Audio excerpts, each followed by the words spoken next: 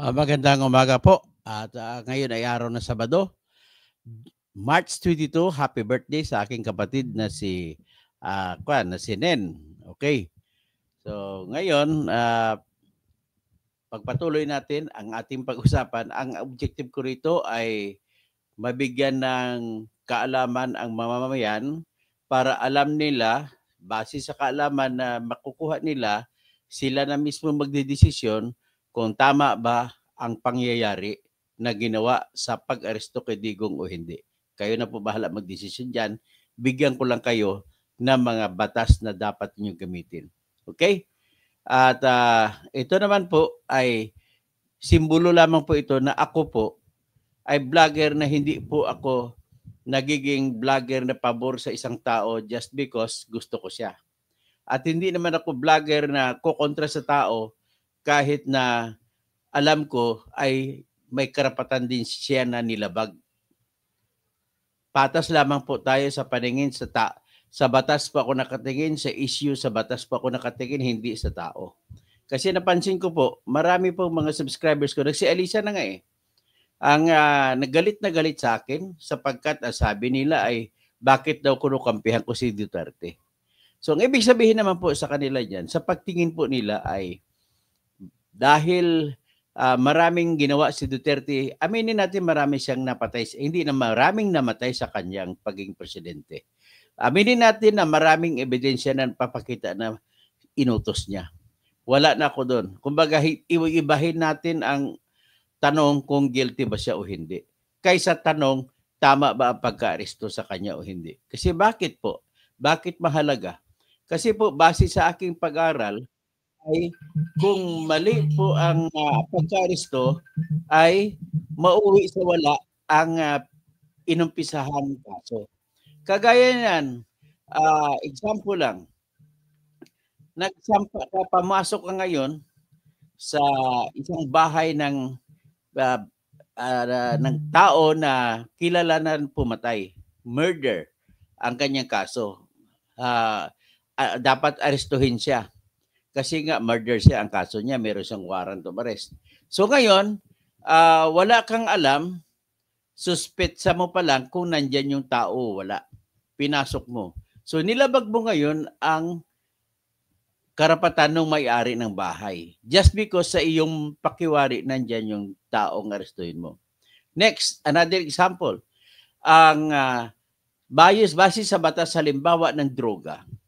Naaresto mo yung isang tao base po sa tinatawag na buy-bust operation. So nahuli mo siya, dahil nahuli mo siya at sa paniwala mo, inosente ka at nakaunan mo siya ng droga, pero hindi mo sinunod ang utos ng Section 21, Republic Act 9165, na nag-uutos sa bawat mahuli mo na tao sa droga, sa pamamaraan man ng aksidente o pamamaraan ng tinatawag na buy-bust operation, mauwi din sa wala, mababasura ang mga ebidensya na nakuha. Ang tawag namin dyan ay fruits of the poisonous tree doctrine. Lahat ng ebidensya ay tinitingnan ng konstitusyon natin, pinakamataas na batas, bilang isang lason na hindi pwede na tatanggapin ang ebidensya na nakuha. So, meron din sitwasyon na illegal ang pag-aresto.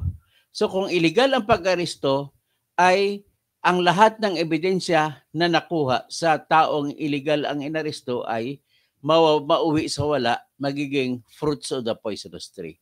So, punta tayo ngayon sa sitwasyon na gagaya kay Duterte.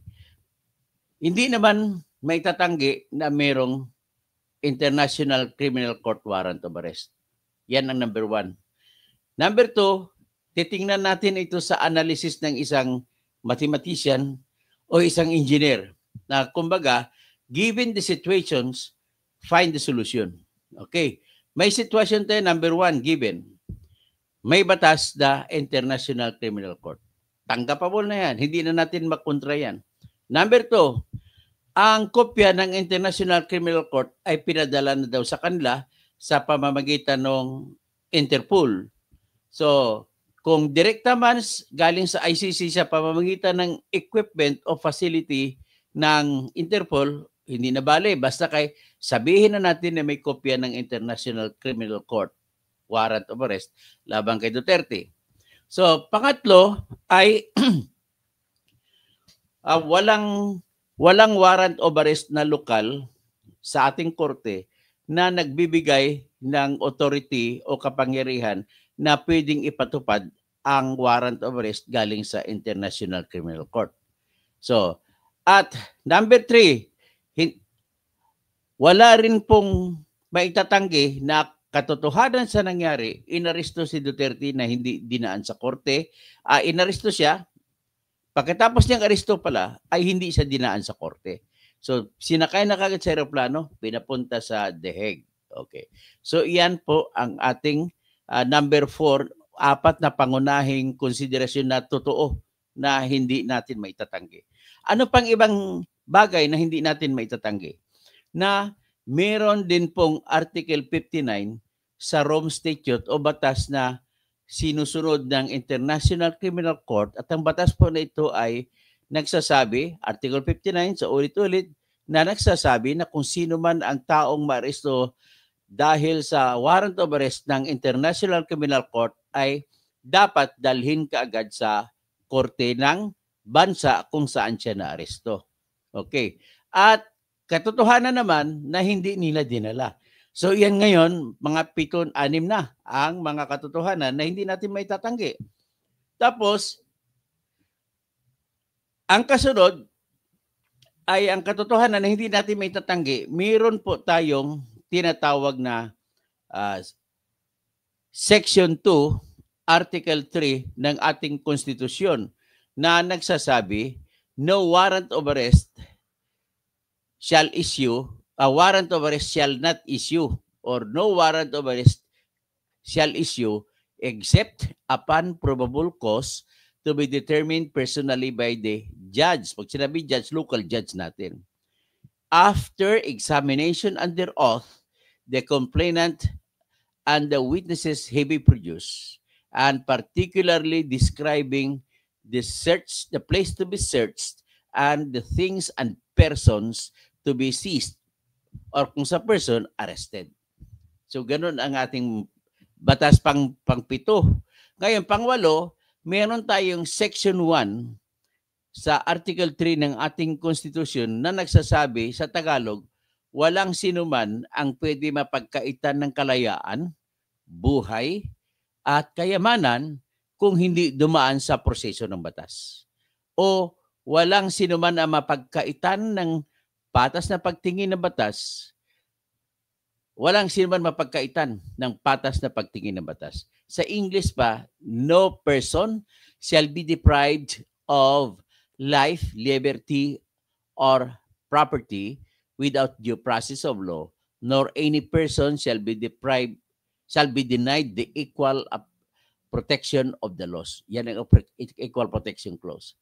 May pangatlo tayong batas, pang 9 na yan, na nagsasabi na hindi natin may tatanggi na mayroon tayong batas sa Section 6 ng Article 3 nagsasabi, the liberty of abode and of changing the same can only be done if there is a lawful order of the court. Okay. Next, kung sa local court na pag-usapan, walang order ang court natin na magsasabi na pwede nang kukunin si Duterte. Yan ang 10 pangunahin. Okay? Pang-11 na mga bagay na nandiyan na hindi natin may tatanggi. Meron pong Article 1 to 7 ang Rome Statute na batas na sinusunod ng International Criminal Court na nagsasabi ang sinumang kasapi po na bansa ng International Criminal Court ay pwedeng humiwalay o umalis sa kondisyon na 1 taon muna ang maglilipas bago maging epektibo ang pag-aalis. Yan nakalagay po sa Article 1 to 7. May isa pang kondisyon na ang sinumang bansa na umalis sa pagsasapi sa International Criminal Court ay may obligasyon, compulsory obligation na makipag-cooperate, makipagtulungan sa International Criminal Court patungkol sa mga bagay na nanggaling o karapatan o obligasyon na nanggaling sa panahon na kasapi pa ang Pilipinas ng International Criminal Court. So yan So labing isa na yon. Yan ang mga katibayan natin. Tapos pang labing dalawa, mayroon pong doktrina na tinatawag na mali captus, bene detentus. Ang ibig sabihin po ay wrongfully acquired, wrongfully arrested o wrongfully acquired ang pagkatao ng akusado, pero maganda naman ang pagka-detain. So, ang tanong naman dito ngayon, kung meron tayo gano'n yan, ay ang tanong, magagamit ba yan para sasabihin na pagbigyan na lang ng International Criminal Court ang katotohanan na hindi nasunod ang lokal na batas ng Pilipinas para ituloy ang paglilitis kay Digong Duterte? So, yan ang tanong.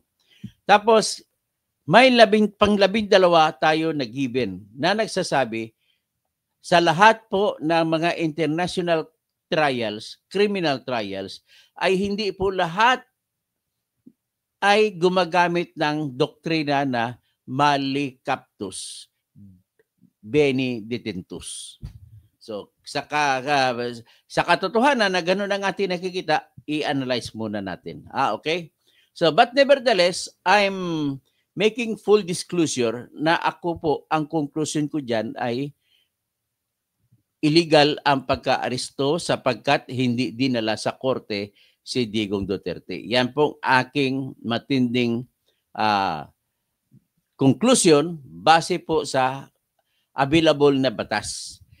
Number 2, mayroon tayong tinatawag na kung nagbangga-banggaan o nagkontra-kontra ang international law at saka yung ating bansa na batas, na constitution, ang mamayani po ay ating konstitusyon. Yan naman po ay nakasaad sa doktrina ng constitutional supremacy. Next. So, ngayon, kung given that, kung bakit ko nasabi, sabihin ko muna ang aking opinion, nasa inyo yan kung susundin yung opinion ko hindi, pero I'm giving this as your guide for you to decide for your own kung tama ba ako o hindi. Okay, next, itong pangyayari, analisahin natin ang pangyayari. Nung dumating si Duterte, mga alas 9:30 or alas 9:20 sa Pilipinas, sakay ng Cathay Pacific galing sa Hong Kong, ay sinundo siya nila ni Major General Nick Torre doon kuno sa junction o sa parang kanto galing sa tube ng eroplano at airport. So, sinundo nila, pero inamin naman ni Torre na sinilbi niyang ang warrant of arrest alas 11:40 na ng magtatanghali na. So, bakit naman? Hindi mo na natin tingnan niya kung mayroong regularidad o irregularidad sa tagal ng oras na lumampas bago nila sinerve. Dito lang ba ang ating sinerve niya gamit ang kuno. Hindi natin alam hanggang sa ngayon kung may kopya ng warrant of arrest galing sa International Criminal Court. Pagbigyan na natin na meron. So, inaresto doon nila base doon sa International Criminal Court at nakita natin sa mga video na nagbasa si General Torre ng tinatawag na Miranda rights sa kanyang cellphone. So, hindi naman natin ini-expect ang lahat ng pulis ay mamimemorize kung ano ang Miranda rights. Ano ba yung Miranda rights? Sa ilalim ng Republic Act 7438. Ito po yan. You have the right to remain silent. You have the right to a counsel. And if you cannot afford, the government will provide you with one. Ganun lang po, dalawang karapatan lang pinag-usapan. So, kung hindi po i-recite ng isang pulis na umaaresto, ang ganong karapatan ay matatanggal pagka pulis yung pulis. Okay? So very clear yan, may batas tayong ganon. Republic Act 7438. Yung Republic Act 7438, yan po ang nakalagay dyan na Miranda rights.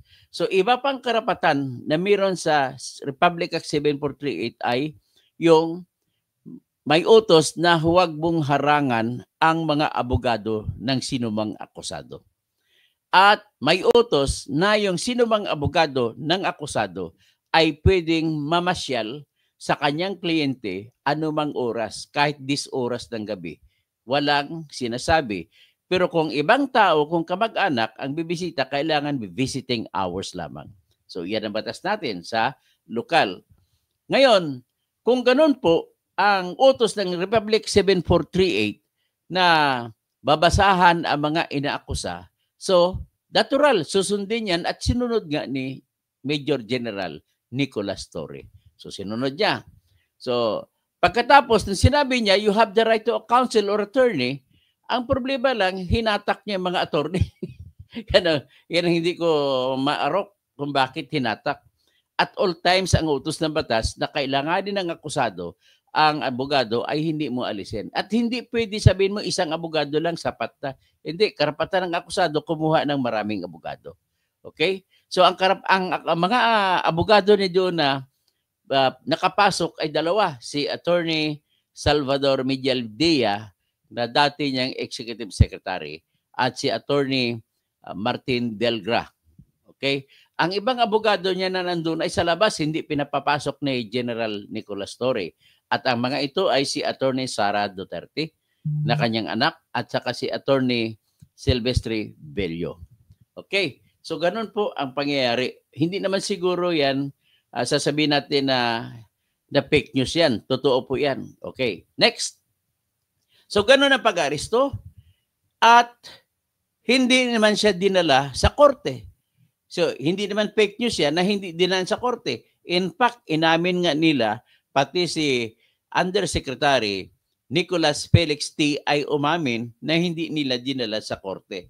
Hindi nila dinala sa korte at ang ginawa nila, mayroon silang pagsubok na i-justify na legal ang kanilang pag-aresto sapagkat hindi na raw kailangan dalhin sa korte sapagkat ang kanilang tayo bilang kasapi ng Department of Justice ay pwede rin silang sasabihin na competent judicial authority. Kasi po, ang utos po sa Article 59 ng Rome Statute o batas na sinusunod ng International Criminal Court ay you must bring the accused to promptly, hindi lang hindi ginamit sa salita, promptly to a competent judicial authority. Pag sinabi mo judicial, yun yung mga opisina na nagbibigay ng judgment. So, yung Department of Justice pa nagbibigay ng judgment? I'm sorry, hindi po nagbibigay ng judgment yan. Ang binibigay lamang nito ay rekomendasyon na kasuhan ang isang tao sa korte o hindi. At ang korte pa na kung saan tinanggap ang kanilang rekomendasyon ang magdesisyon kung guilty ba o hindi. Yan doon magka-judgment. So I think very clear na sa inyo, sa pakikinig ninyo, na wala ng ibang judicial authority kundi tanging korte lamang. Okay. Ngayon, may tatlo po tayong sangay. Malaking sangay ang ating pamahalaan. Sangay ng ehekutibo or executive. Sangay ng legislatura o legislative. Sangay ng hudikatura o judiciary. Sa tatlong sangay, ang sangay naman ng ehekutibo ay magpapatupad ng batas. Yan trabaho nun. Pinamumunuan niya ng Pangulo ng Pilipinas at sinisigundahan niya ng Vice Pangulo ng Pilipinas. Sa sangay naman ng legislatura o legislative ay ang trabaho niya ay gumagawa ng batas. So kung gagawa siya ng batas, dapat tagagawa lang siya ng batas. Hindi siya pwedeng magiging decision maker. So sa hudikatura naman, ang kanyang trabaho ay magdesisyon kung ano ang awayan sa gitna ng batas. Okay? So ngayon, siguro mas maganda ilagay ko muna ng aking headset kasi para marinig ko.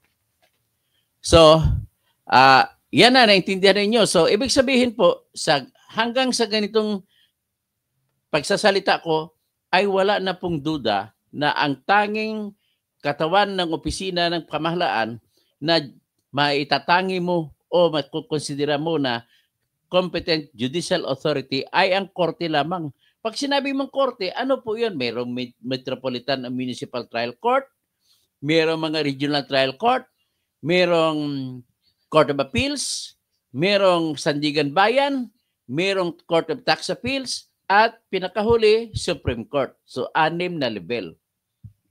May pwedeng mamili ang umaristo kay Duterte kung saan korte niya dadalhin. Pwede rin siyang pumunta sa MTC o Metropolitan Trial Court. Pero kasi ang MTC hindi niya sakop ang tinatawag na habeas corpus, kaya ang may jurisdiction o exclusive na kapangyarihan para tumingin sa ganung bagay ay RTC lamang. Pataas. RTC pataas. So, pinakabababang korte RTC. So sa mga RTC naman, ano ang pinakamalapit na RTC sa lugar na kung saan inaresto si Duterte? Inaresto po siya ay doon sa airport at iyon po ay sakop ng Pasay City. Therefore, ang korte na may kapangyarihan na tumanggap sa kay Duterte kung siya isusuko ay tanging Pasay City RTC lamang sa mga bababang korte. Pero pwede rin yun dadalhin sa Court of Appeals at pwede rin dalhin sa Supreme Court. Pero what is important is, hindi na kailangan pumunta ng Supreme Court o Court of Appeals o Sandigan Bayan o Court of Tax Appeals para masunod mo yung utos ng Section Article 59 ng Rome Statute. So kaya, dapat doon ibigay. Pero inamin naman ng mga justice officials, justice department officials na pinangungunahan ni Boying Remulla at saka si Prosecutor General Richard Anthony Fadolion at si Undersecretary Attorney Nicholas Felix T. na sila ang tumayo bilang isang competent judicial authority. So, ibig sabihin, yung pag-amin na yan ay kanilang pag-aamin na kinikilala nila ang Article 59. Bagkus, mali nga lamang at hindi nasunod ng maayos. Imbis na sa korte sila pupunta, sa kanila sila ang nagsertipika na kung ano dapat isertipika ng korte. Bakit? Ano po yung gagawin ayon sa utos ng Article 59 ng Rome Statute? Ganito po yung utos niya. Pag nadala na po sa korte ang akusado, si Duterte, ang unang titingnan ng korte kung ang warrant of arrest ba ay lehitimo. Hindi pa pinag-usapan kung warrant of arrest ng ICC o lokal. Next, kung ang tao nakasulat ba sa warrant of arrest ay kapariho din siya ring ang tao na inaresto. Yan ang pangalawang obligasyon. Pangatlong obligasyon, nasunod ba ang proper process? Ang tawag ng Article 59 ay proper process. Pero sa Pilipinas, ang tawag dyan, due process. Number 3, na obligasyon sa ilalim ng Article 59 ay nairespeto ba, ginalang ba ang karapatan ng nahuli? Ngayon, ano ba ang karapatan ng sinumang nahuli sa Pilipinas? Ang karapatan po ay karapatan magpiyansa. Mag-apply ng piyansa. Hindi naman karapatan magpiyansa, kundi karapatan mag-apply sa pagpiyansa, baka sakaling papayag ang korte. So, karapatan humingi ng tulong sa korte kung ano man iba pang problema. Tapos kung ganun po ang karapatan, dapat iginalang yan. So paano magagalang yan kung kara-karaka ay nilipad nila sa eroplano noong 11:00 ng gabi papunta sa The Hague. So ganun po ang pangyayari. So in other words, hanggang sa ngayon, wala po akong nilalabag, wala po sinasabi na fake news dito, kundi katotohanan lamang ito. Ina-apply ko lamang ang sinasabi ng batas. So ngayon, ang Article 59, may mga kampo, lalo na yung mga kampo na nagkiklaim na eksperto kuno sila sa international law. Kasama na sa totoo lang si dating Justice ng Supreme Court na si Antonio Carpio. Na ayon sa kanila ay hindi na daw dapat igalang ang Article 59 kasi hindi na po kasapi ang Pilipinas sa Rome Statute o International Criminal Court. Ang sagot ko dyan, mali po sila. Bakit po? Kasi nakalimutan ata nila na mayroong tinatawag na Article 127 sa Rome Statute na nagsasabi na ang sinumang bansa na pinayagan umalis sa Rome Statute o International Criminal Court ay may obligasyon pa rin natira. Ang tawag diyan residual obligations o balance obligations o remainder obligations. Ano po yung residual obligation?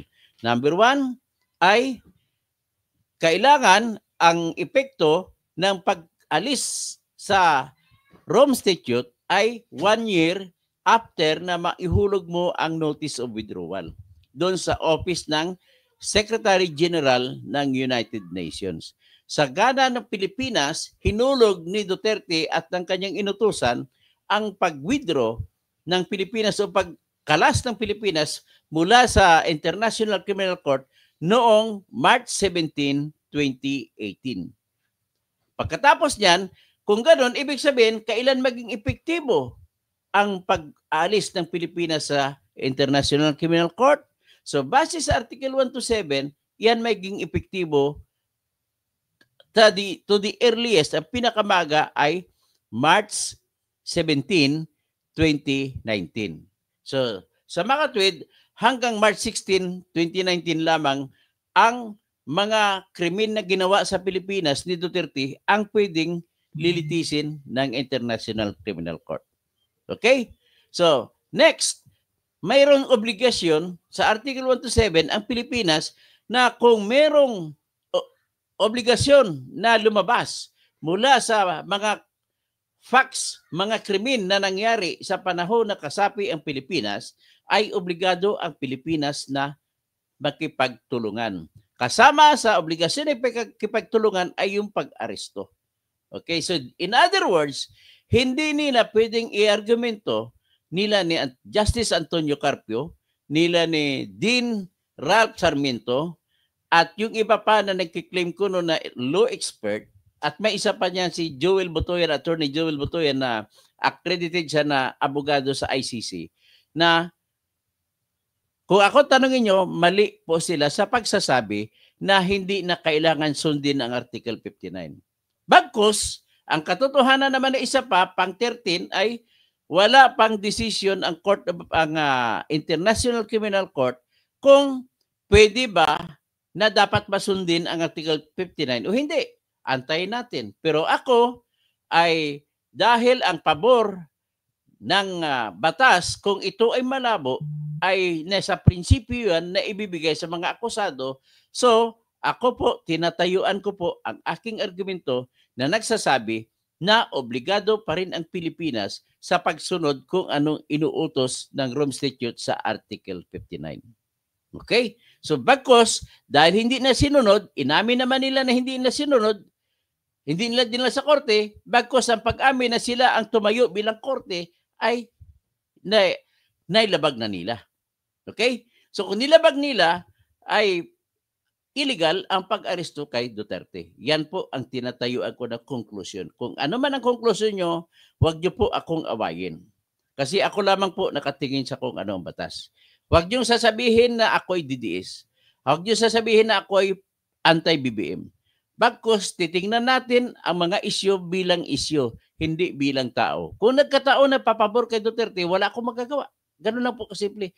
Kung papabor ito kay BBM, wala akong magagawa. Yan ang batas eh. Sa paningin ko, sa analysis ko, bilang isang aral sa larangan ng batas. Next, may sinasabi sila na hindi daw mag-apply ang Article 59, nag-argumento pa sila. Kasama yung kasamahan ko eh.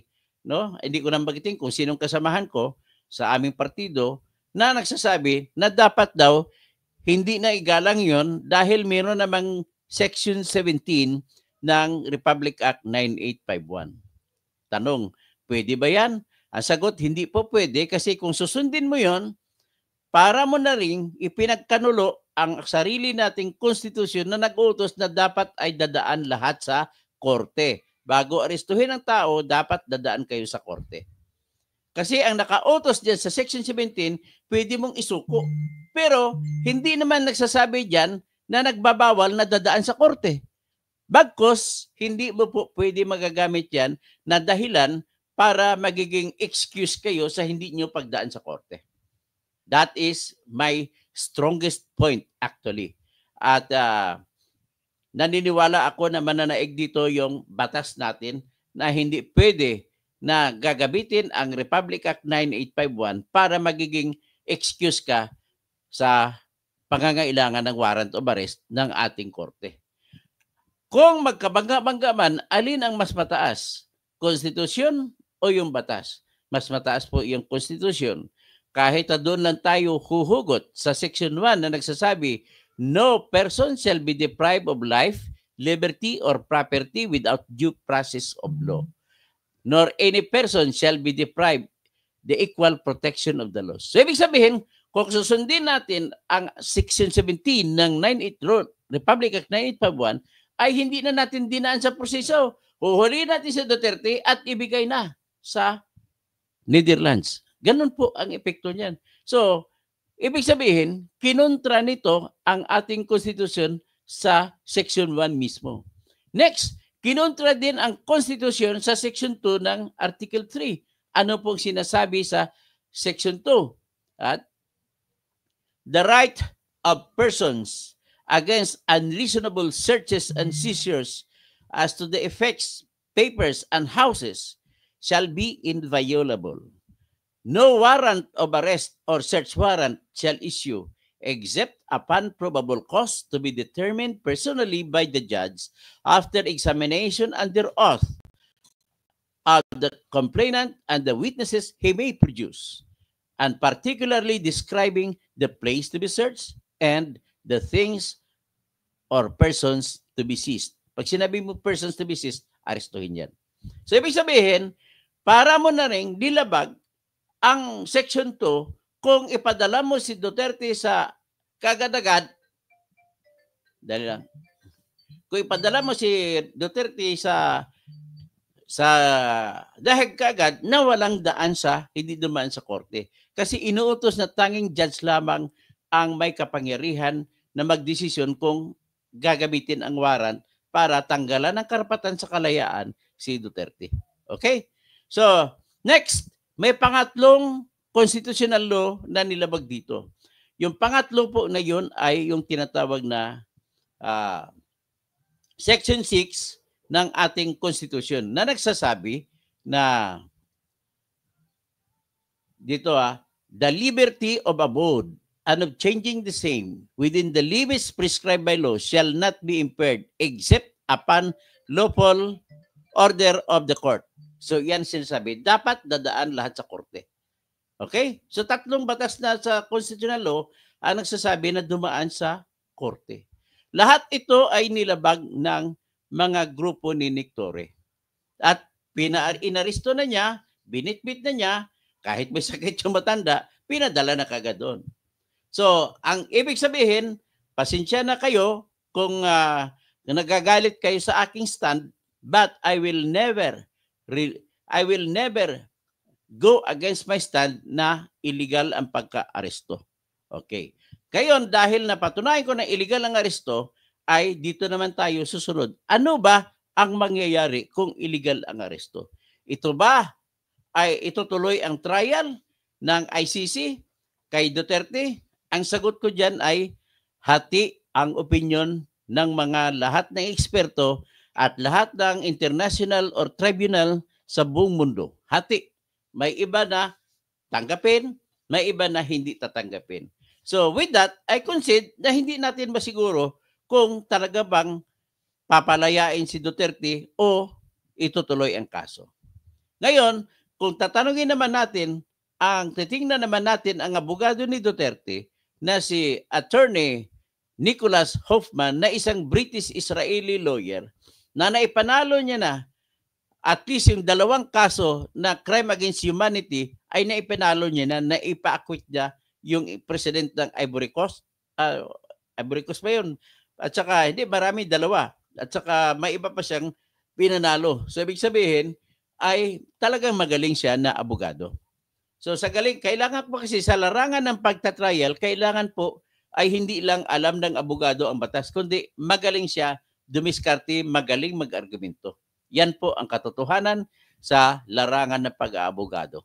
So ngayon, ang kanyang argumento, hindi ko alam kung nakinig siya sa akin o hindi, pero lahat ng sinasabi na argumento niya ay kung ano ang aking sinabi.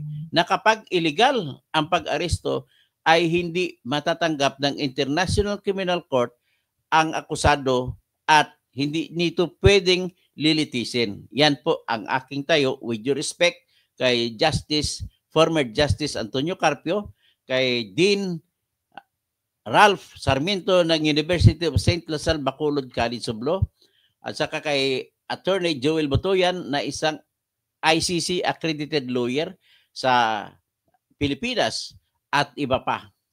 So, nevertheless, wala pa namang decision ang Supreme Court natin kung talaga bang dapat tatanggapin ang si Duterte at ililitisin sa katotohanan na illegal ang aresto. Pero ang Supreme Court natin ay walang kapangyarihan na pangunahan ang International Criminal Court na magsasabi kung tatanggapin nila si Duterte o hindi para lilitisin. Pero may kapangyarihan ang Supreme Court natin ng Pilipinas para magsabi kung illegal ba ang pagka-arrest o hindi. Yan ang antayan natin. Pero ako po ito, nagbigay labang po ako ng aking studied opinion na base sa mga batas na nakikita natin. So this may not be jibing with the decision of the Supreme Court later on. But in the meantime, at least binigay ko sa inyo yung aking opinion at may dahilan ako kung ano mga batas. Dahil hindi nasunod sa korte kasi tinatayuan ko, dapat lahat ng klaseng pag-aresto ay dumaan sa korte natin.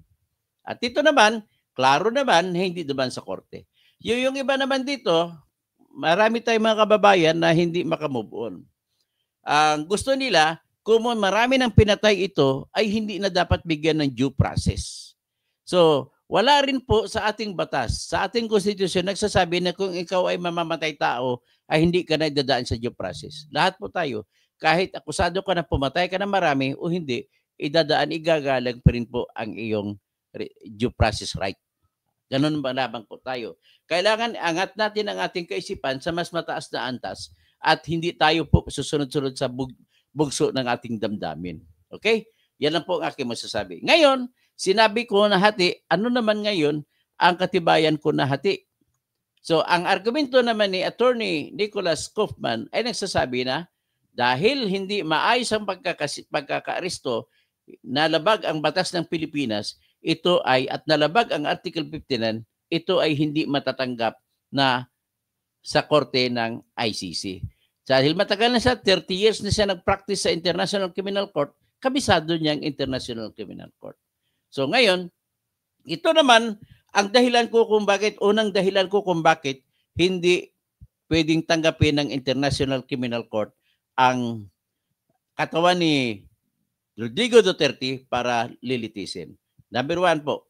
Una, yung prinsipyo po ng mali captus, beni detentus, ay patungkol po sa mga sitwasyon na yung mga hinuli ay panahon ng giyera at tumatakbo at ang karamihan nitong hinuli ay ang ibang bansa ang humuli at binigay sa mga tribunal. At ang korte na naghahatol o korte na naglilitis ay hindi International Criminal Court, kundi yung mga provisional court na sinasabi International Tribunal for Rwanda, kung mga lahat ng rights abuses sa Rwanda, or for sa Germany o sa Yugoslavia. Yun yung mga patungkol sa mga gera na panahon na wala pang International Criminal Court. So sa ICTY, ibig sabihin sa Yugoslavia, ang isa sa mga nilitis diyan hinuli ay kinidnap siya, si Milosevic. Marami sila diyan na pumatay, mga taga-Serbian sila.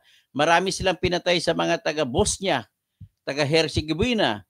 Mga populasyon kasi ng Europeans ay mga Muslim at siya hindi Muslim, galit na galit ang Serbians. So ngayon ay nawala na pong bansang Yugoslavia at nahati na po yan sa ilan, mga Bosnia na, Herzegovina, tapos meron ng Serbia. So 3 bansa na sila.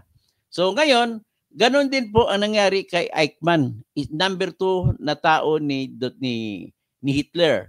Siya ay nag-mission ang Israeli na mga secret forces, nalaman nila na si Eichmann ay nanirahan doon sa Argentina.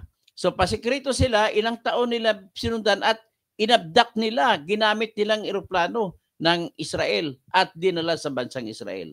So sino po ang naglitis kay Adolf Eichmann? Ang naglitis po sa kanya ay yung korte mismo ng Israel. Ngayon, ang korte naman ang naglitis naman, wala pa silang International Criminal Court noon. Kung may ICC na noon, ang kaso ni Eichmann ay crime against humanity kasi po minurder niya 6 million Jews. Sila po kasama ni Hitler dyan. Ngayon, patungkol naman sa Yugoslavia, kay Milosevic, ay minurder nila yung marami mga Muslim populations dyan sa Yugoslavia. So, ang naglitis naman kay Milosevic at iba pang mga taga-Yugoslavia na mga tao niya ay yung temporary court, yung sinadya lang na korte dyan na tinayo ng dahil lang mayroong problema sa Yugoslavia. Pinangungunahan ng Amerika ay papatay sa panahon ni Bill Clinton nangyari yan. So ngayon, dahil ganun ang sitwasyon, hindi naman yung ICC, kahit na inabduct ng nila, actually nag-abduct yan mga American forces eh. Inabduct nila si Milosevic, inabduct ibig sabihin kinidnap, at saka ibang tao pa. So dinala doon, ang tanong, dapat mo bang lilitisin yan dahil kinidnap yan? So ang sagot ng International Criminal Tribunal for Yugoslavia ay ililitisin. Kasi what is important is justice. Okay? So ngayon naman, hindi po yun International Criminal Court. So ipapakita ko sa inyo ngayon ang mga decision na ginawa ng international mga bodies, hindi lang International Criminal Court, kundi mga iba pang mga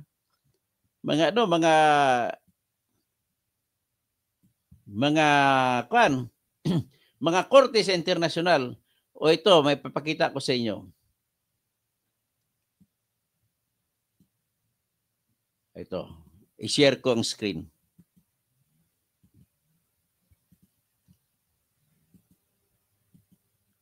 O ito, nakita ninyo yan? Okay, kung nakita nyo yan, daling ko kayo sa taas. Ang conclusion, the situation of each fugitive is unique. So, kada akusado ay unique. So, ibig sabihin, unique din si Duterte sa kanyang sarili. And the entire international community, ICC member states, other friends of the court, Security Council members, and civil society must work together to harmonize a range of coercive measures, appeals to self-interest, and forms of normative persuasion to maximum effect. The project of international criminal law and the imperative of justice demand such concerted efforts to ensure that fugitives are not allowed to enjoy impunity or safe haven. Ito na conclusion na itong study na to ng mga eksperto na dapat ayusin na, magkaisa na, mag-agree na kung ano ba talagang gagawin natin, tatanggapin ba o hindi. So ito po ay studies na may pangalan, ng title niya ay ICC Fugitives, The Need for Bespoke Solutions. Ibig sabihin bespoke ay sariling solusyon doon. Pwede mo sabihin na sui generis. So yan ang sinasabi sa study na yan. So ang introduction niya, napakahaba ng introduction, siguro sabihin natin, the article appeared as part of UCLA or University of California School of Law Forum in the International Criminal Court, established as part of the Sanela Diana Jenkins Human Rights Project in partnership with the Office of the Prosecutor of the International Criminal Court. So ito ay pag-aaral sa UCLA School of Law na ang kanilang conclusion ay napatunayan nila na hindi pala lahat ng mga international tribunal ay sumusunod sa tinatawag na doktrina na mali captus, beni detentus. Ang mali, ibig sabihin po, Latin ng salita na bad. So bad capture, captus, ang captus ay capture. Bad capture, good detention. Yan po ang ibig sabihin. So, titingnan naman natin ito sa isang studies pa ng ibang mga eskwelahan o di kaya ibang mga ibang mga institusyon.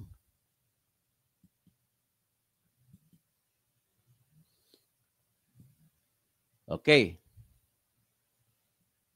So, ilabas ko ngayon dito yung isang studies.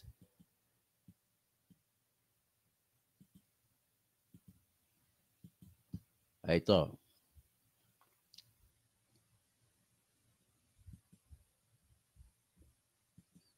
O ito, may isang study to. Ang conclusion niya, conclusion na unahin ko it is crystal clear from the above analysis that the Mali Captus Benedictus rule is accepted by some ng ilang domestic courts and opposed by others. Yan. So it has no basis at all in the international law and is far from being established principle of international custom. So ibig sabihin, hindi siya customary law. Kung hindi siya customary law, so mali na po sa pagsasabi yung mga expert natin dito kasama na si former Justice Antonio Carpio sa pagsasabi na hindi na bali na illegal ang pag-aresto kay Duterte ay tatanggapin daw yun ng International Criminal Court. So kung itong sa pag-aralan natin ay malamang na hindi tatanggapin ng International Criminal Court. Okay? So a state that conducts, authorizes, supports, or sponsors extraterritorial abduction violates a well-established principle of international law.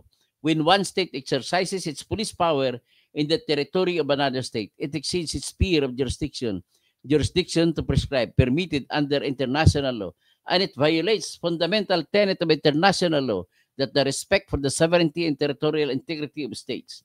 So sa kaso na Alvarez-McCain, the U.S. Supreme Court seems to have either ignored the existence of customary international law or denied its binding force. It is submitted that all domestic courts, being part of the government of the state, should refrain from exercising jurisdiction over individuals seized or abducted by means which are in violation of international law. Extraterritorial abduction in violation of international law does not give rise to any right, including the right to exercise jurisdiction. So, yan ang katwiran niya. Kasi nilabag po ang international law na huwag ka makialam sa ibang lugar. Ngayon, may international law din po na basahin natin yung iba. Titingnan natin ito sa puntos ng ito.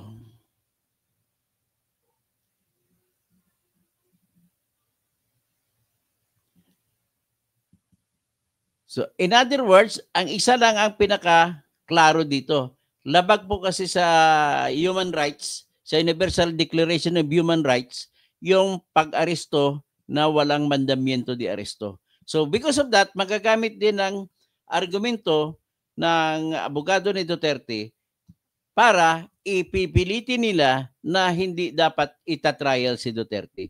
So, yan po ang katotohanan dito na although hindi natin masasabi kung alin ang tama o alin hindi, pero isa lang sigurado, naglalagay sa balag ng alanganin itong nangyari kay Duterte sa dahilan sa kabulastugan ng ating mga opisyal sa pag-aresto. Pero mo, kung dinaan nila sa korte, wala na sana problema, tuloy-tuloy na sana ang paglilitis kay Duterte. At dahil hindi nila dinaan sa korte, yan po ang aking pagsisisi sa kanila na imbis mabigyan ng katarungan ang mga namatay sa Pilipinas dahil sa tinatawag na war on drugs, ay dapat silang sisihin ngayon kung ibasura ng International Criminal Court ang kaso laban kay Duterte. So, naintindihan nyo ng ibig sabihin ng concern ko? Yan pong aking concern dito. So, wag po kayo magsasabi na dahil gusto mong dugo ni Duterte ay mali na si Toto Kausing. Mali na si Toto Tirador. Yan po ang akin lang. Nakatingin lamang ako, patas lamang tayo sa pag-apply ng batas. Ang batas, ang akin po sinasabi rito ay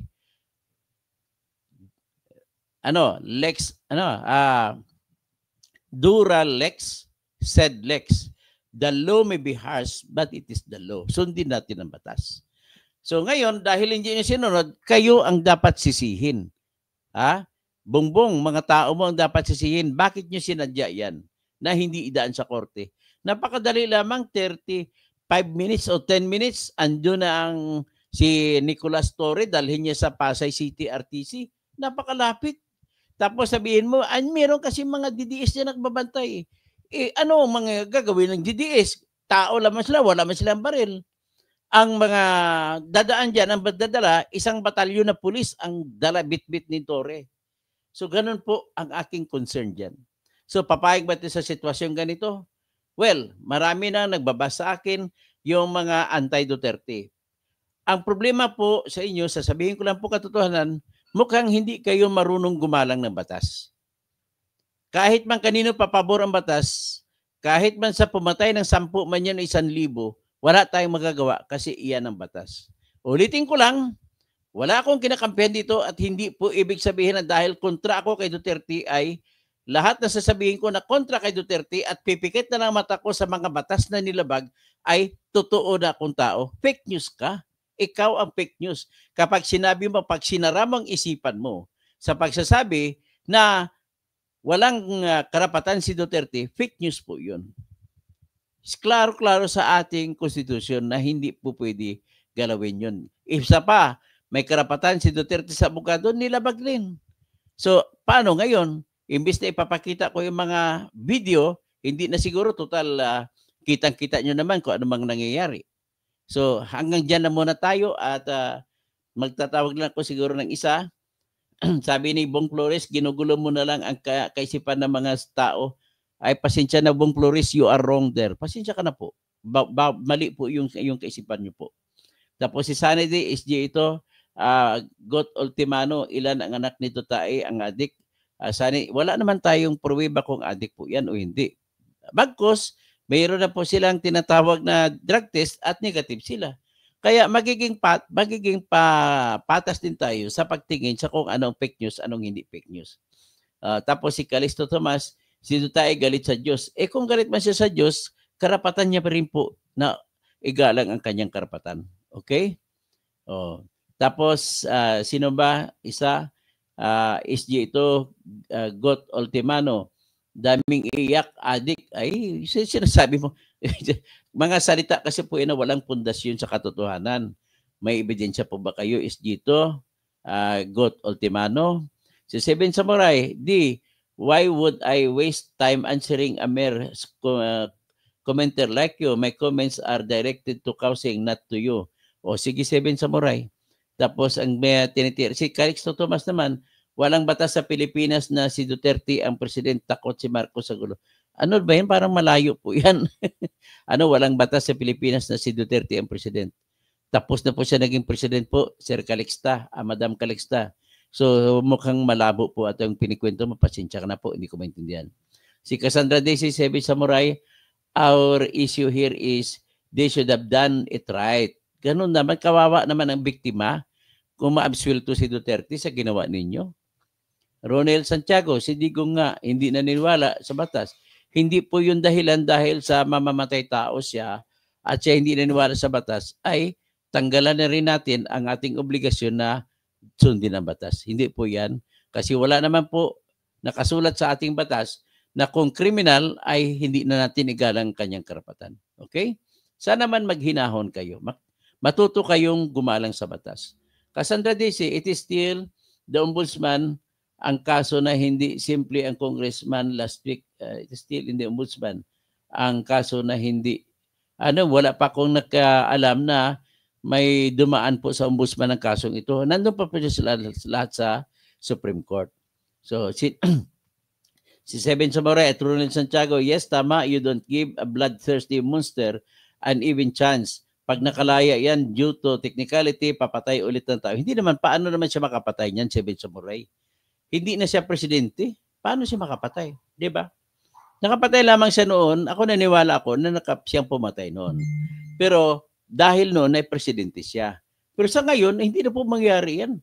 Balik tayo sa taas, no? So nakita ko talaga yung galit ninyo kay Duterte. Hindi kayo na ayaw niyong makinig sa mga sinasabi sa batas. Ganun po ang aking impression dito sa karamihan po. Maayong buntag Engineer Dr. To, watching from Macau. Ay, si Ta Brilla Hainos, maayong buntag. Romel Garcia, maayong buntag diha sa Mabalacat, Pampanga. Romel Garcia, magandang umaga po Dr. To.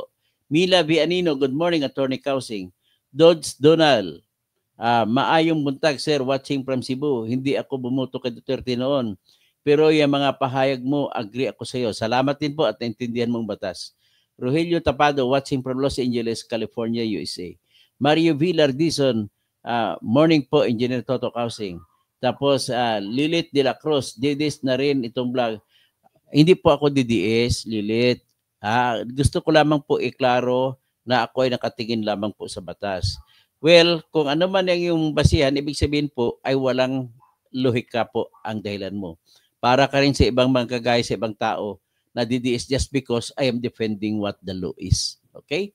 So, Dominador Manyo, Sir Dr. Toto, what you said can be easily, walang karugtong. What you said can be easily hanggang D lang. Soothing and meditation, mahirap kalaban ang tadhana. Kapag humatol ang tadhana, sa kahit sinumang nilalang dito sa mundo, matindi at masakit. Tama po, naniniwala po ko sa iyo.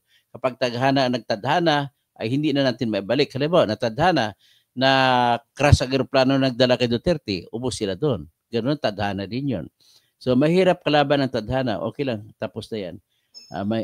Parit-ulit lang po, soothing and meditation. So, isang beses lang.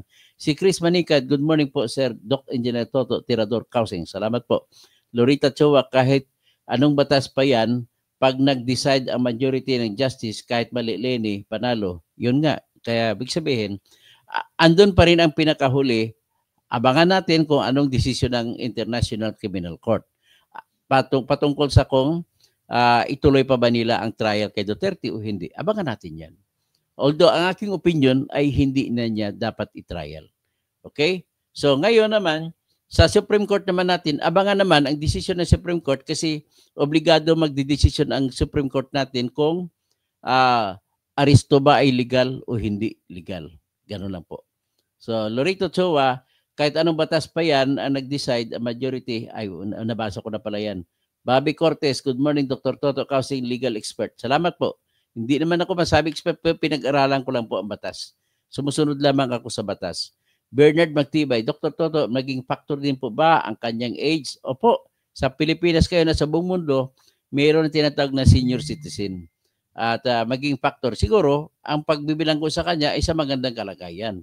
So, Antonio Picondo, dapat pagbantayan ay ang ebidensya sa kaso. Ang problema po, Antonio, ang ebidensya ay hindi po tatanggapin sa kasakaling magdesisyon kag may mali sa jurisdiction sa pagkatao ni Duterte kung mali ang pag-aresto sa kanya.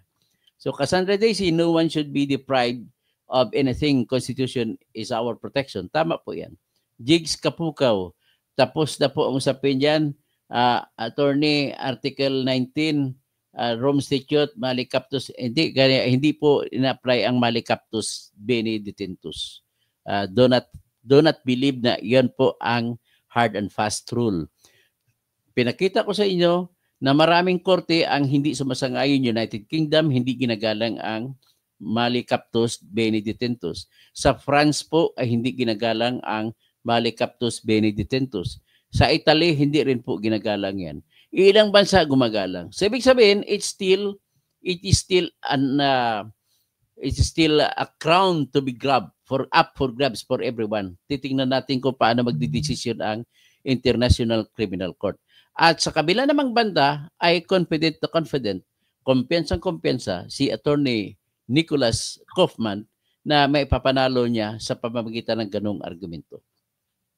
Ricardo Aban, focus on the issue illegal arrest or not. What is the meaning in the legal parlance of the fruit of a poisonous tree and apply this in the given facts? Ang fruits of the poisonous tree ay ina-apply sa mga ebidensya na nakuha sa illegal na pag-aresto. So, maaaring mangyari yan. So, Patrick Carrillo de Leon, wala naman pong illegal sa pag-aresto. RA9, mali po. Kung ako po tatayuan ko pa, Patrick, hindi po mag-apply ang RA951. Kasi ang sinasabi sa RA951, parang gusto mo na, pagkahuli mo, wala pang warrant of arrest ng tao, ibigay mo na doon. Dadaan pa rin po yan sa korte at hindi pwedeng suwayin ang utos ng konstitusyon na siyang pinakamataas na batas sa Pilipinas. Okay?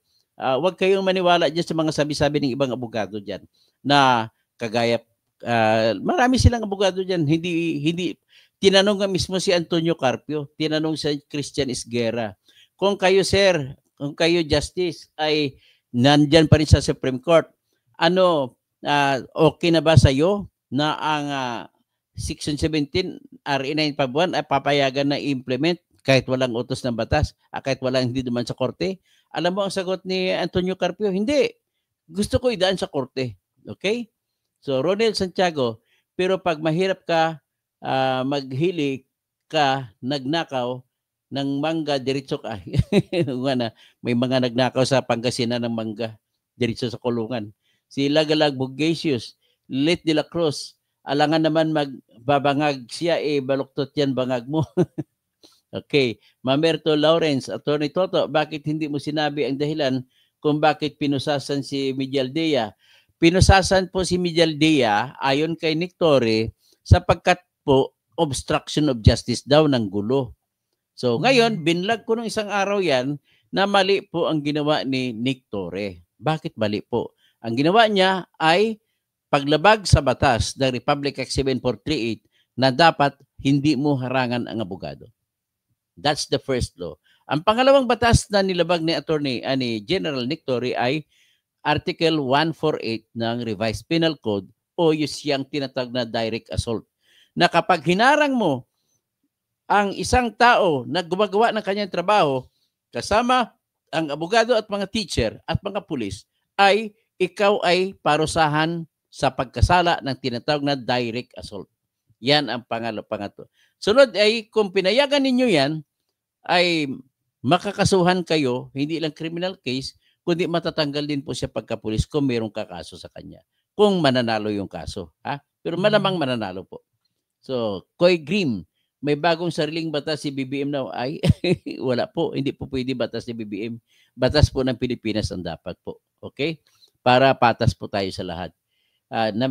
Ryan Duque, di po ba kaya nakialam mga ICC sa kaso ni Duterte kasi di gumagana ang Philippine Court of Justice? Kasi untouchable si Duterte due to his gold, guns, and guns. Ay, hindi po mo kaniniwala dyan kung gold, guns, and gold.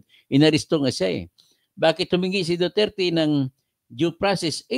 Karapatan yun ng kahit sinong kriminal na humingi ng due process. Ganun lang po ang sagot dyan po.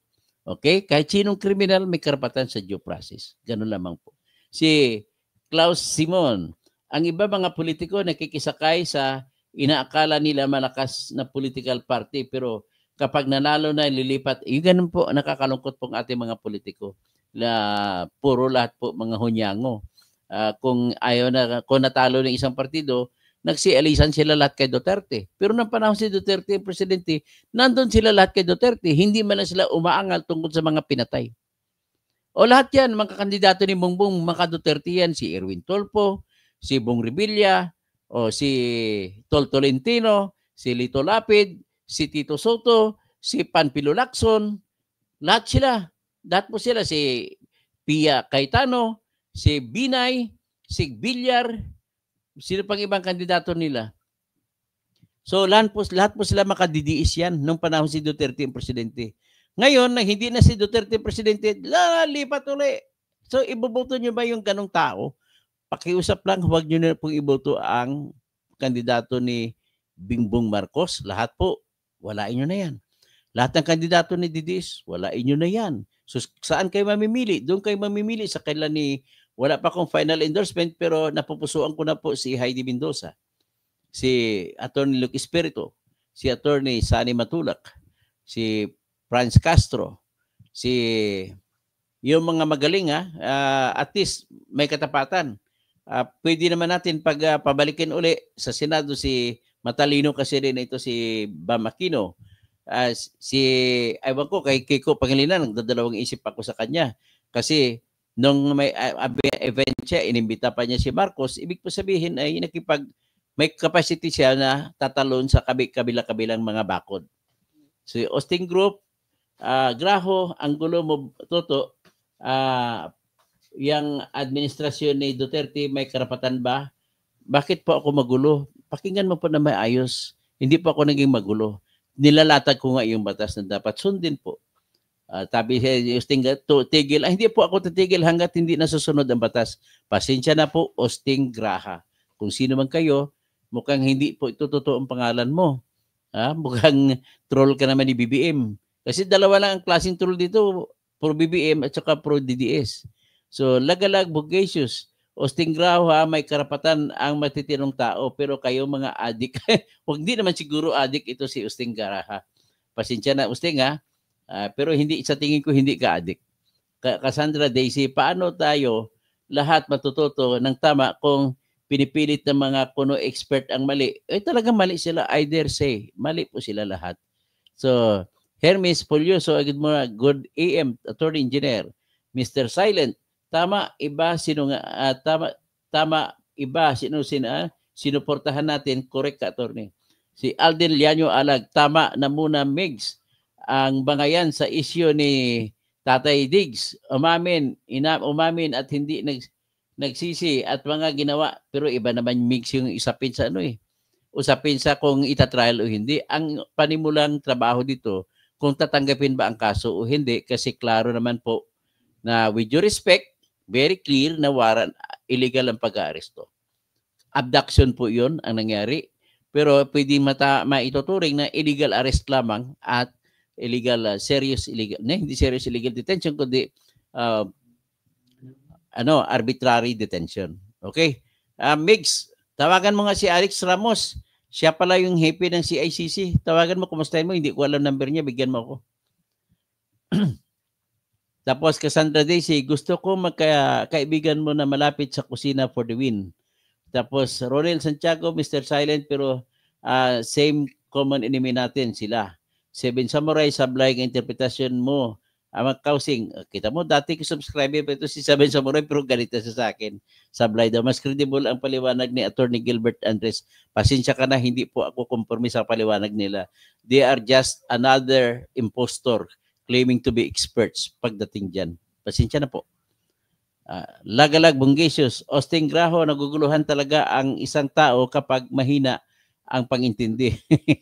Gabriel Mihorada, very good explanation. Salamat po at intindihan niyo po. Perni Pinto, Jordan, okay ha, laban, kabayan, Bunyog. Ibuto natin ang Bunyog.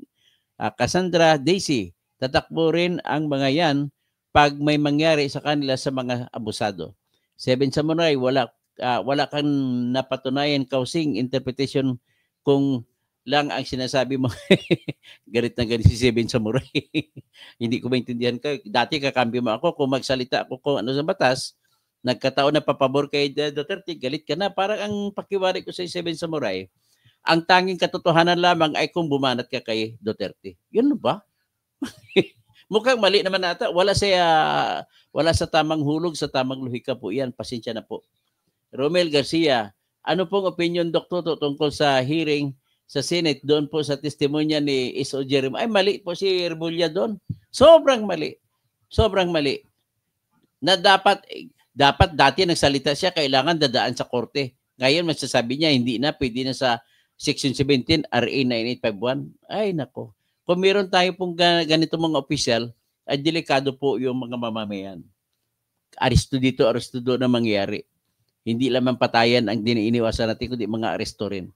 Si Rick Lama the 13th, Bobong Marcos is really just a mascot president of Tambaluslos. The oligarchs, siyempre opinion na lang natin yan. Siyempre may basehan yung opinion mo. Depende sa nangyayari, sa mga pangyayari na nangyayari. May mga maraming ayuda, maraming kung ano. Valid naman ang opinion mo, Rick Lamo. Hindi po yan fake news, kundi opinion yan. Iba yung opinion, iba po yung news. Ha? So, there is no such thing as fake news pag opinion na pinag-usapan. So, Cassandra Daisy, kunyari pa mga anti-court na yan, sa korte natin din sila tatakbo pag may problema sila. O tama po, totoo po yan. Sunny Day, 7 Samurai, wag mo naman butatain yung si Totong Tirador, tatakbong presidente yan sa 2030. Opo, tatakbo pa akong presidente. Kalabanin ko si Sara Duterte, si Rapi Tulfo, sino pag iba, kalabanin ko. Seven Samurai, mas maraming tulong kaysa kaso ni si Kaufman kaysa panalo. And by the way, each case is unique. Di mo pwedeng ikumpara. Kaya nga unique itong kay Duterte. Pero isa po ang klaro, Seven Samurai, mabuti naman at lumanay ng iyong salita, ay wala pong kasiguruhan na susundin ng ICC ang doktrina ng mali captus, bene detentus. Na mali man ang pagka-aresto, ay tatanggapin pa rin ng ICC. Iba yung ICC na korte kasi tribunal yan at walang bansa. Iba rin yun sa mga korte na tumanggap ng mali captus, bene detentus. Ano yan? Yung korte ng Israel nung nilitisan at ginilitan ng liig si Eichmann.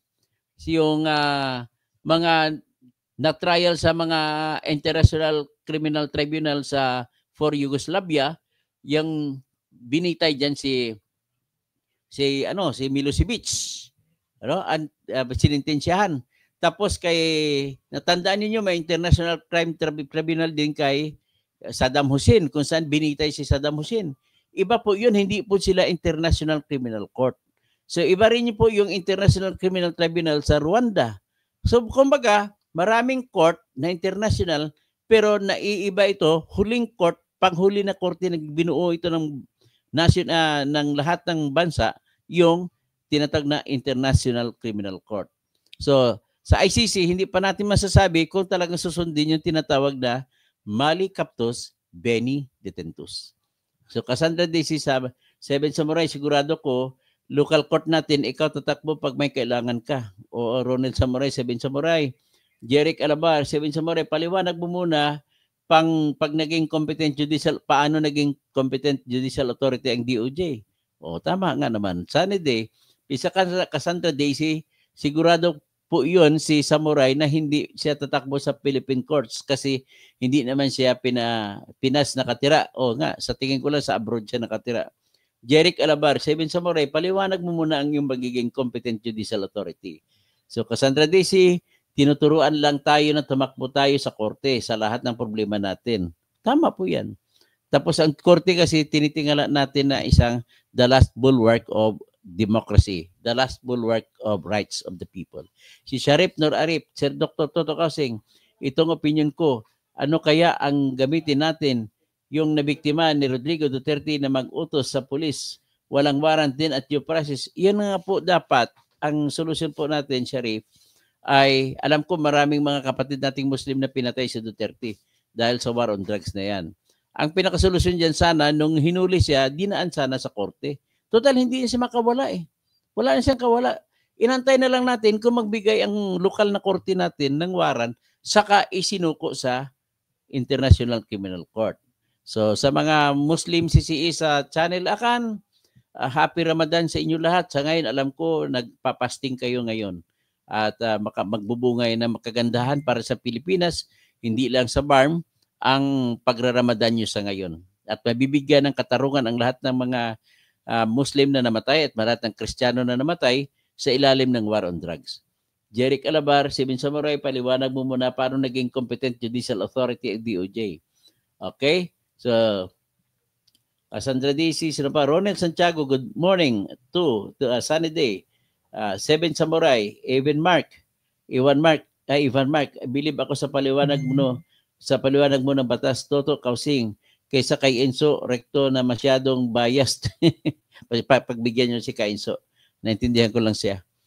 Pero huwag niyong maging dahilan yan para hindi niyo suportan ang partido ng Bunyog. Please lang, suportan niyo po partido ng Bunyog. Cassandra Daisy, sino pa ba? D. Seven Samurai, ang layo naman ng sagot mo po. Tinatanong ka, paano maging competent judicial authority ng DOJ? Okay? Sino pang iba? Si Calixta Thomas. Parusa na kay Duterte, minura ang Diyos. O yun, just another matter siguro. Tapos, Ronel Santiago. Sino pa? Aris Aquino. Threshold question is the ICC warrant of arrest within the meaning of Section 2? Pwede po siya papasok, Aris, kung pumunta sila sa korte at humingi ng local na warrant of arrest para ipatupad yung ICC warrant of arrest. Ganon sana. Kung ako si Nick Torre, ganon po ang gagawin ko. Seven Samurai, of course, you may deny as long as you like, but there's nanny red flags that says, DDS ka, Kausing, kitang-kita, hindi po ako DDS, ha? Pasensya na po. Pasensya na Seven Samurai. Maari may opinion ka, ang problema ko lang sa opinion mo ay nakasandal sa hindi makatarungan po.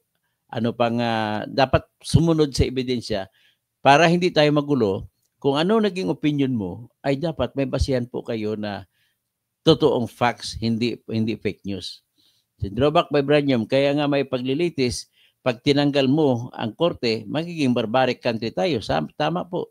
Seven Samurai, I was not the one who asked you. I said your response has no connection to a question asked by the other persons. Rorel Santiago, 3rd D, good morning. Dito ako sa farm. Pinapanood ka pa rin kita, Toto Tirador. Salamat po, 3rd D. Pipito Diruan, watching from San Francisco. Si Nepsi, good day Katoto, watching from Papua New Guinea. Ay salamat po sa Papua New Guinea. Is J2, Got Ultimano. Seven Samurai, argue Kausing by law. Could you, he is just discussing the law in regard to Duterte's regards. O, peace naman po tayo. Peace.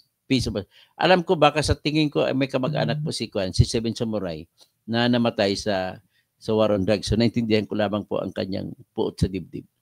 So Bel Bilandes, sana ginawa ng tama.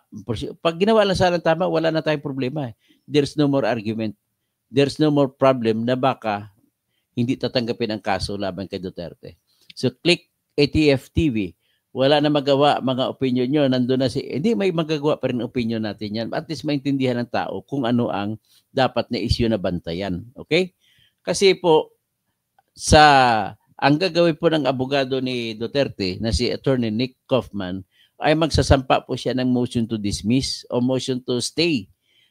Base po sa kanyang katwiran na hindi sumunod sa batas ng Rome Statute ang pag-aresto kay Duterte. Tandaan niyo po, mismo yung batas ng Rome Statute ay nag-utos na sa pag-aresto, bawat aresto sa mga taong may warrant of arrest sa ICC ay dapat sundin ang national o local na batas ng kung ano man bansa na umaresto. DJ, D apostrophe. Hindi na kasi gusto ata ng iba na wala kayong rule na dapat sundin. Hindi, patayan na lang po tayo lahat. Ganun po mangyari. Kung sino nakalamang, siya ang susundin. Kaya nga namatay, maraming mga nagkagulo nung araw nung nakaraan, isang kaharian sa England, magkipag-away, patayin yung isang kaharian, agawin, parang ganun mangyari po. Ganun din sa Russia, nung nanalo yung mga Romanov, 113 years sila na mayani sa Russia. Bago sila pinatay ng mga nagrevolusyon ng mga Bolshevik, revolutionists. At nung namatay sila, inubos po ang pamilya ng Haring Romanov, ang tawag sa Tsar. Lahat ng mga apo nila pinatay. Sa Romania rin po, bansang Romania, ay pinatay din po si Ceausescu at lahat ng asawa niya, pati mga anak niya, pinatay ng mga Romania. Kasi ayaw na nila maulit, itong babalik pa yung mga, ang tawag din, Tsar din. Kumbaga, ang king tawag sa kan Tsar. Kung saan nanggaling yan dahil kay Julius Caesar. Romel Bengson, yung mga opisyal, hindi ignorance of the law, kundi bypassing the law. Yun nga po ang nangyayari. Nakakalungkot. Dapat sana matututo na tayo gumalang kung anong batas. Na ang ating dibdib, kahit namumuot sa galit, ay dapat kaya pa rin nating kilalanin kung anong batas. Supreme Court of the Philippines to be specific. Antayin natin decision ng Supreme Court. Political issue kasi yung kadikit pa sana sa DDS at PBBM. Walang ICC, tira kasi ng tira ang DDS para makabalik sa palasyo. Mali naman po ginagawa nila yan. Sa totoo lang, marami sa hanay nilang gumagawa ng fake news, no? At kung minsan, pwede ko rin sabihin ang gumagawa ng fake news sa hanay ng mga trolls ng BBM at para iyon ay ICC sa mga DDS. So, sa mga kapatid natin, sa mga taga Mindanao, Visayas, Luzon, and all over the world, we empathize with your feelings. Si Seven Samurai, tapos Deep, sana hindi malimutan ng mga tao na may issue po sa PhilHealth, Maharlika, AKAP at BICAM. O salamat po. Nelson Adulan, maupay nga ako, engineer. Ano pa ibig sabihin ng fruit of a poisonous tree doctrine? Ang fruit of the poisonous tree doctrine, halimbawa, inaristo ka nilabag ang karapatan ng tao sa pag-aresto, ang lahat ng ebidensya makuha sa pag-aresto ay hindi natatanggapin sa kahit anong proseso, sa kahit saang korte. Bagkus dapat palayain ka. So, may pumasok, kagaya niya mga planted evidence. Parang planted evidence, hindi rin matatanggap. Fruits of the poisonous tree din po ay mga ebidensya na tinanim. So, click ATF TV, walang issue si NIDDS ka or BBM ka. Sinuko ang sovereign ng bansa, sinuko ang, pwede na natin sabihin na sinuko ang sovereign niya ng bansa natin sa paggawa nilang ganun. Si Sharif Nur Arif, Sir Toto, Dr. Kausing, si Rodrigo Duterte, walang karapatan, galit siya sa Diyos at binura niya kahit mamawayan, buong daigdig. Opo, na saksi naman tayo dyan, narinig natin sa TV yan na nagbumura siya sa Diyos. Kulang na lang sabihin siya na galit siya kay Allah. Pero siyempre, tayo mga naniniwala sa Diyos, sabi ng mga Maranaw, ay sutuhan tano isabu. Basi kitano langon magariari. O yun, ang Diyos natin ay isa lang. Tayo mo lahat ay magkakapatid. Yan ang sinasabi ng mga Maranaw. Sa lahat ng mga Muslim, Maguindanao, Maranaw, Tausog, Bismillahirrahmanirrahim. Assalamualaikum warahmatullahi wabarakatuh at happy Ramadan sa inyo at sana ay dudulot ng maganda pang blessing si Allah para sa Pilipinas at para sa BARM at para hindi magkagulong eleksyon sa BARM.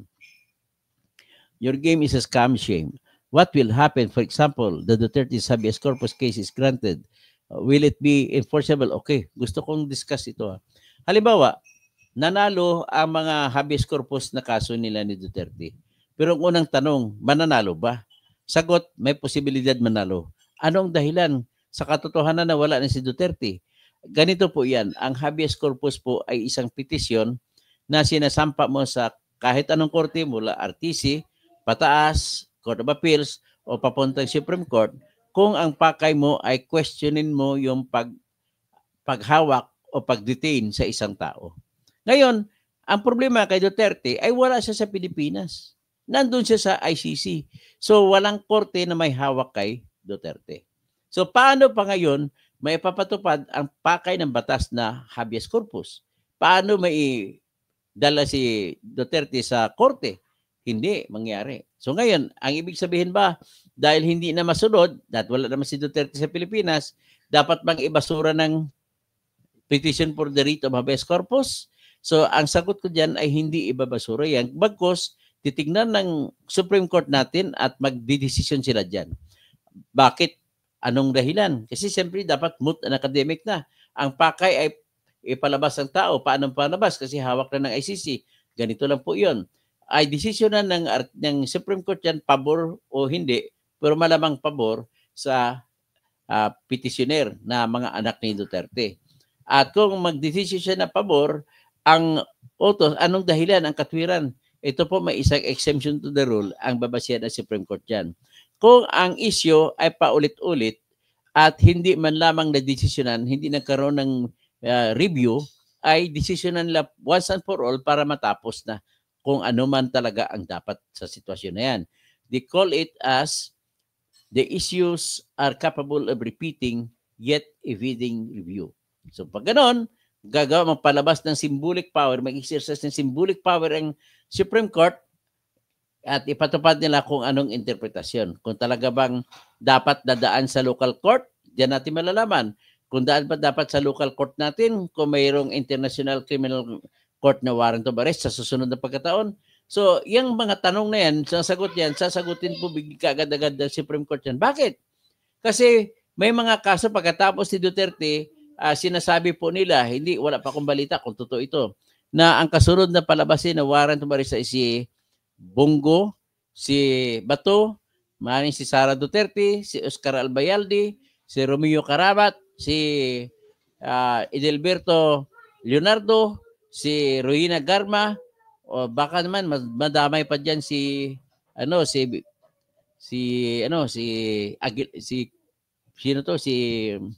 yung Vitaliano Aguirre, yung dating Department of Justice Secretary. Malamang baka madamay pa diyan si Guevara kasi naging Department of Justice siya sa panahon ni Duterte.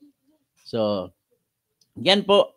So ang pinipredict ko lang, hindi without preempting the Supreme Court, pinipredict ko lang na pwede mangyari na magdidesisyon ng Supreme Court pabor sa mga petisyon nila na mga anak ni Duterte, pero hindi na maipapatupad na dalhin pa si Duterte sa Pilipinas.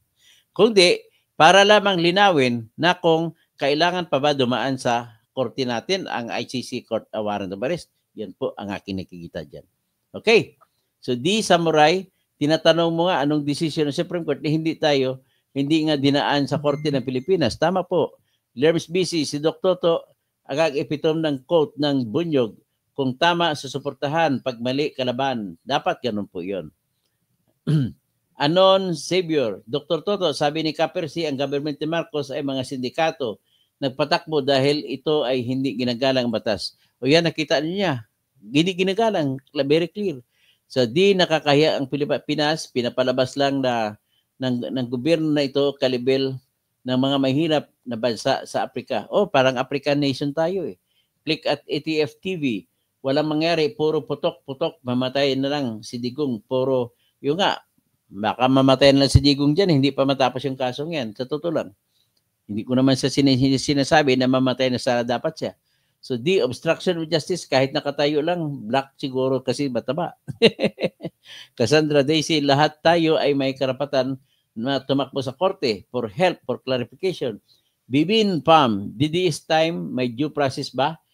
Tapos sila ngayon, hindi na po katwiran, Bibim, na panahon ni Duterte ay hindi nabigyan due process, ay hindi mo na rin siya bigyan ng due process. Ang ating batas po ay klaro. Lahat, guilty man o hindi, ay kailangan may due process. Okay? So, di ibig mo ba sabihin na wala na talagang tunay na kakampi si BBM na sa slate niya? Nicolas Loste, power is limited. Don't abuse but use the privilege for the good welfare of the Filipinos. I like what you said, Nicoloste. Nicoloste. Baka si ano yan, music Nicolas Felix T. Ay pasensya ka na, attorney. My opinion is you got it wrong and you are liable for disbarment. Pati rin si attorney Richard Anthony Padulyon, pati rin si Jane Pajardo na mga abogado na nandoon sa pag-inaresto si Duterte because he did not do anything or any act that should have prevented the violation of the Constitution, ay pwede kayo mapaparusahan. Di, wag yan si Kiko. Questionably yung gusto ng isa batas kung anong mga edad pwedeng kasuhan below 18 years old. Hindi naman, siguro. Seven Samurai, I heard you said kakasuhan mo. Yet kakasuhan ko talaga yun because tina-challenge nyo ako. Pero para na mapatunayan natin kung tama ba o hindi yung pag-aresto. Okay? Cassandra Daisy, I'm glad now we are on the same page. Sabi ni Seven Samurai. Sabi niya kay Seven Samurai, I'm just trying to learn what to do in case may mga emergency na ganyan. Go to court. Tama, you have to go to court. At if we go to court, we must come with clean hands.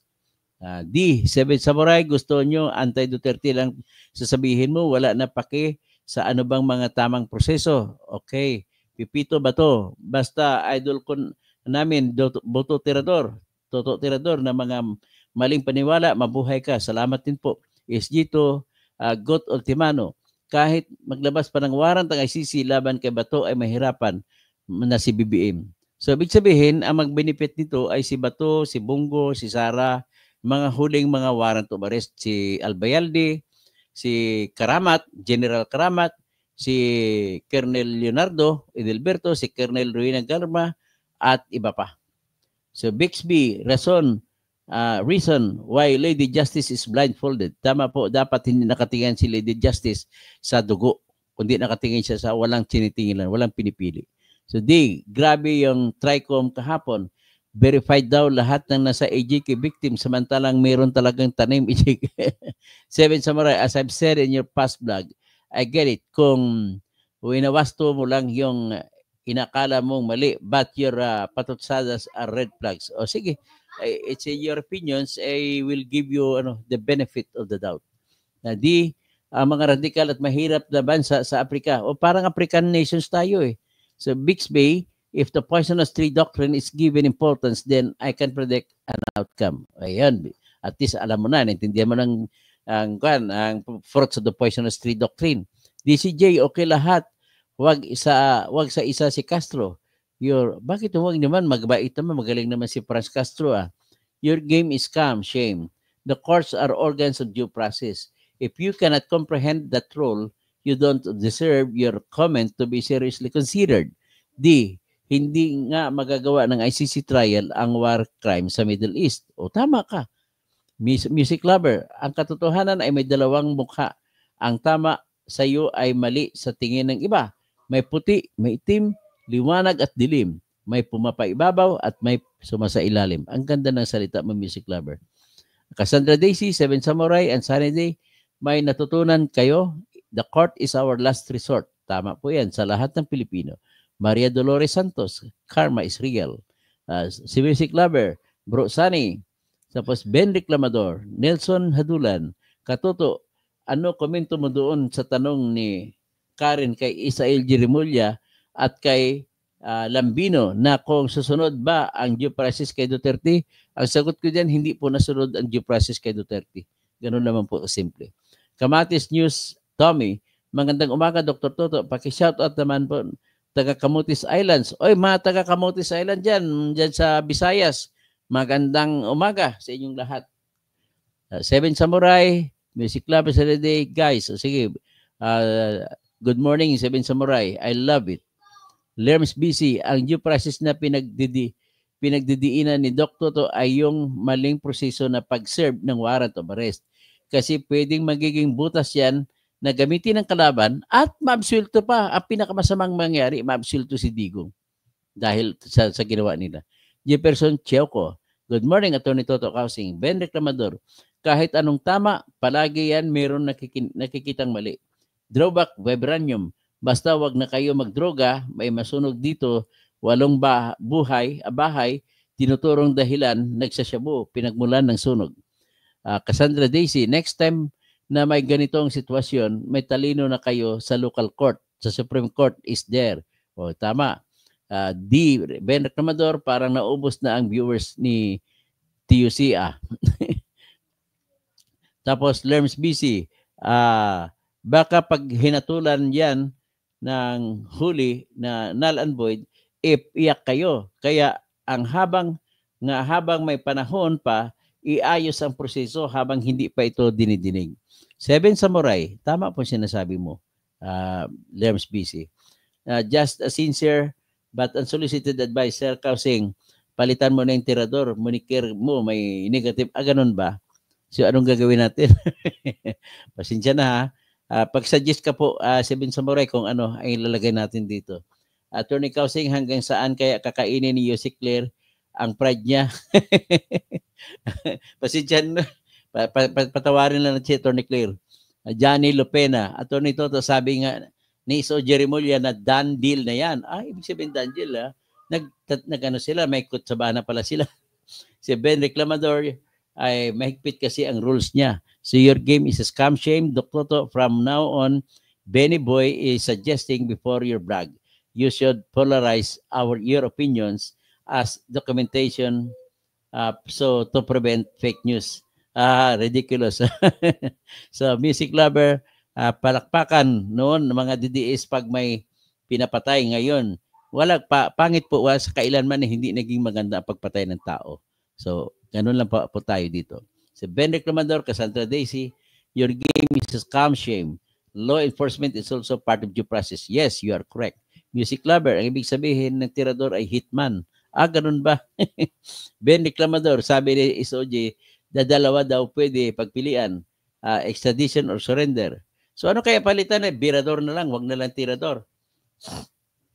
BBM Pam, due process, Duterte, may ganon. Cassandra Daisy, music lover, no one is disputing your crime, the crime of Duterte. We just learned that the court is always the last resort. Tama po. So, your game is scam shame, Seven Samurai, ay mukhang hindi umuubos to Tapos si Fred Castillo, Toto, trader ng kain lamig. Hindi ko maintindihan po. Pasensya ka na, Fred Castillo. I have also my right to believe and my right to dismiss nonsense opinions. Tama po, karapatan niyo po yan. Fred Castillo, tirador ng kaning lamig. Tirador. Ibig sabihin, kaning lamig, mahirap kang tao. kundi wala kayo kakainin kahit lumamig ng kanin, kakainin mo pa rin. So how about Toto Justice? Titingnan natin po, Seven Samurai. We will do it better next time. Ha? Maraming salamat po at nawala na yung ating galit sa ating puot at matutubok tayo tumingin sa batas. Maraming salamat at sana po ay matuloy-tuloy na ang katarungan. Anyway, 43 pa lang naman na akusado ang sakop sa kaso ngayon ni Mr. Duterte. Mayroon pang ibang kaso. So, ibig sabihin, iyon ang inasahan ko na doon sana mananalo na. Okay? So, Mark Maleco, Birador K, Nancy Nonoy Taying, Hampanganan na yan, Namon ang tirador, panirador, manok sang kaingod. Okay, magandang umaga po sa lahat.